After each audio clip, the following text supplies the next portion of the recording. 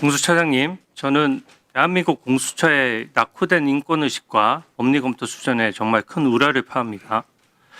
대통령이 구속영장 청구된 날 국민 세금으로 와인파티에서 국민들 마음 아프게 했죠.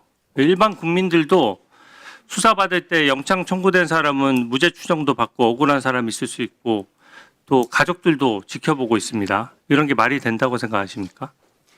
저희들 구속영장을 청구한 날 그 직전에 2차 체포영장을 위해서 우리 수사기획관 등 많은 직원들이 애를 썼습니다. 특히 네, 좋습니다. 네, 그 정도 들을게요. 버스 밑으로 들어가. 이게 아니 애를 썼다고 해서 구속영장 청구한 날 했다는 게 말이 그걸 변명한다는 것 자체가 저는 인권의식의 수준을 보여준다라고 생각하고요. 아까 공수처장님 스스로가 박한수에 대해서 관할 오류로 중앙지법에 청구했다라고 했습니다. 이 중요 사건에서 관할 오류가 있었다는 걸 스스로 인정하고 있는 거고요. 이상민 장관 케이스도 마찬가지예요. 사건을 가져갔는데 한 달 동안 아무것도 안 하다가 경찰에 슬그머니 내려보냈습니다. 수사권이 없다고 판단했기 때문으로 보여져요. 또 무엇보다 대통령은 직권남용 내란죄 수사권이 없는데 공수처가 끼어들면서 이런 문제들이 야기가 된 것입니다. 아까 공수처장께서는 서부지법에서 체포 구속영장 발부받았기 때문에 정당하다 이렇게 말하는데 저는 전혀 그렇게 생각하지 않습니다. 중앙지법에서 기각이 될까봐 또 까다롭기 때문에 서부지법으로 가서 발부받아 놓고 저는 거꾸로 말하는 것이라고 생각하거든요. 이게 유명한 판례가 있어요. 지자체장 형사사건에서 압수수색 영장이 합법이라고 해서 이를 토대로 확보했던 USB를 토대로 1심, 2심 다 유죄가 났는데 대법원에서 그 압수영장이 불법으로 판명되면서 증거가 무효가 되고 무죄가 선고된 유명한 판례가 있습니다. 저는 내란죄 수사권은 대법원까지 확실히 문제가 될 것이라고 생각합니다. 특히 서부지법에 청구한 영장이 4년 만에 처음이다. 이건 진짜 문제가 있는 거고요.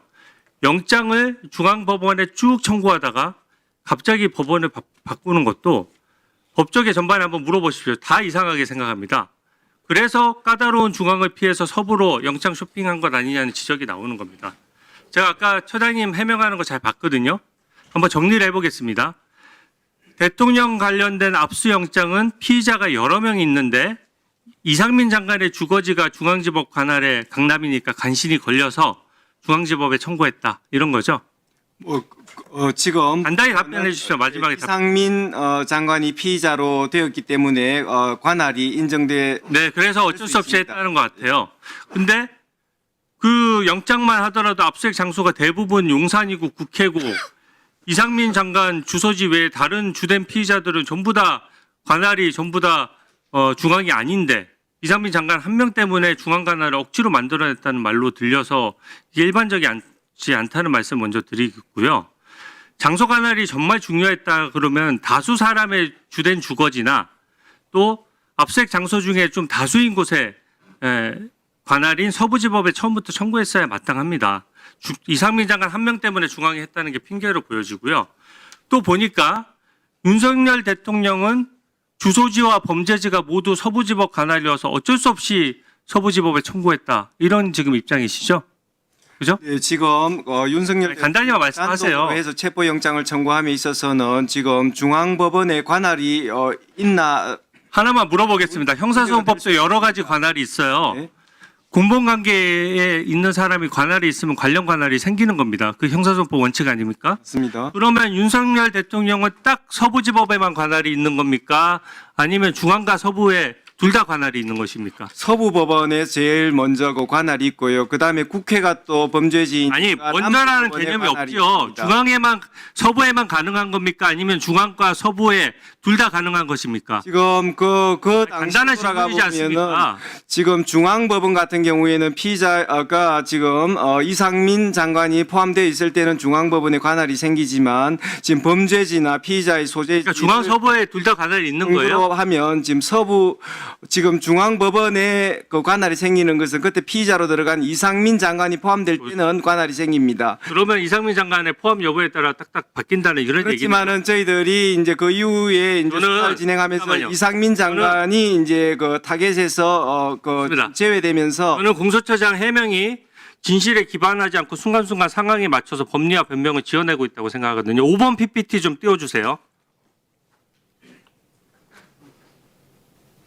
5번 PPT 보시면은 이게 12월 6일자 김용현 장관에 대한 체포영장입니다.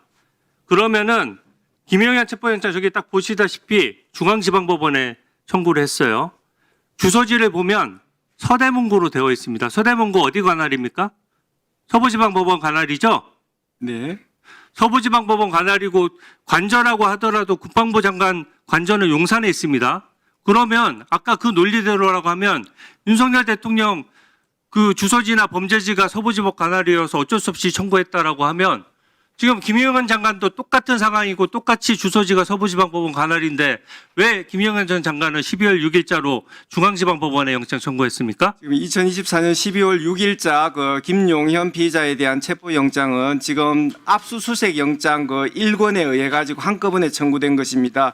여러 피의자 그래서 압수영장이랑 같이 청구했기 때문에 체포영장을 청구했다는 얘기예요? 저희들은 그런 부분에 있어서 지금 이게 법리적으로 말이 안 되죠. 자, 좋습니다. 중앙법원에 청구했습니다. PPT 6번 띄워주세요.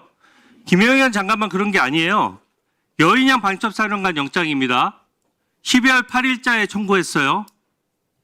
이거는 지금 그때도 이게 지금 중앙지방법원에 청구했는데 주소지 한번 보십시오. 과천시면 안양지청 관할 아닙니까? 예. 그리고 그 관할에 대해서 왜 대통령 영장과 김용현 영장 또 그 여인양 방첩사령관 영장이 다 동일하게 같은 조건이고 같은 인적 관할로 주소지가 다 동일한데 왜 이것에 대해서만 전부 대통령에 대해서만 어느 순간에 서부지방법원으로 도망가다시피 영장 쇼핑했다는 전체적으로 점을 보면 지적하는 겁니다. 2024년 12월 8일 그 여인영 피의자에 대한 그 체포영장 청구는 군사법원으로 가야 되는 것입니다. 그렇지만 12월 8일 저희들 기록 1건에 의해서 여러 피의자들에 대한 압수수색 영장과 함께 청구되다 보니 수사의 편의상 지금 중앙법원으로 청구되었는데 지금 와서 따져보니 그 부분은 중앙군사법원에 청구돼야 되는 것이 맞습니다. 질의하신 분들이 지금 누구십니까 지금? 우리 주 의원님은 1분이요? 네. 1분. 아니 저는 공수처장 말씀이 지금 수사 상례랑 전혀 맞지를 않아요. 어떤 영장을 청구하는 건 그 영장별로 관할이 있는 겁니다. 그리고 관련 사건 관할이라는 게 있는 거예요. 근데 지금 말씀은 그때그때 지원해서 하는 말씀인 게 분명한 것이 체포영장과 압수영장을 같이 청구했는데 압수영장의 관할이 중앙지방법원에 있으면 체포영장도 중앙지방법원에 관할이 있다. 이런 논리거든요. 그러면 대통령 체포영장도 만약에 같은 날에 소재지를 파악하기 위해서 통신영장까지 넣었으면 중앙지방법원 관할이 된다. 이런 뜻입니까? 저는 이게 지금 체포영장과 압수영장은 다 각각 별개이고 또 이 김용현 장관이나 여인영 방첩사령관 보셨다시피 주소지를 기준으로 하는 것도 일관되지 않아요. 중앙에 계속 청구해 왔으면은 사건별로 관할이 있기 때문에 중앙에 계속 청구를 하는 겁니다. 어느 시점에 서부로 옮겼는지 누가 그런 건의를 했는지 밝혀주세요. 의원님, 간단히 말씀드리겠습니다. 12월 6일, 그다음에 12월 8일 두 번에 걸쳐서 청구한 영장은 기각되었고, 그다음에 12월 16일 날 지금 청구한 영장은 서울중앙법원에서 발부가 되었습니다. 처음 지금 압수수색 영장을 청구하면서는 여러 피의자들이 관련되어 있기 때문에 저희들이 서울중앙지방법원에 관할이 있다고 보고 청구했습니다. 그 다음에 이제 피의자들이 나눠서 지금 여러 가지를 업무 처리함에 있어서 군인들이 문제되었을 때는 중앙군사법원에 했고요. 그 다음에 지금 김용현 피의자에 대한 체포영장은 동부법원에 청구했고요. 그 다음에 윤석열 대통령에 대한 체포영장은 지금 따져보면은 범죄지나 그 다음에 주소지가 지금 중앙법원에 지금 없게 됩니다. 그렇기 때문에 저희들이 여러 관할 정도가 제일 높은 서부법원에 청구하게 된 것입니다. 여러 가지 저희들이 처음에 의원님께서 정확하게 지적하셨듯이 서울중앙법원에는 정부의 군인도 들어가 있고 또 다소 좀 명확하지 않은 측면이 있지만은 그 뒤에 수사가 진행되면서 관할을 정확하게 정리해서 중앙군사법원에 갈 것은 중앙군사법원으로 그다음에 서부법원, 동부법원 이렇게 나누어서 뒤로 갈수록 그 관할에 있어서 저희들이 적법 절차를 더 지켰다는 그런 말씀을 드립니다. 네, 수고하셨습니다. 자.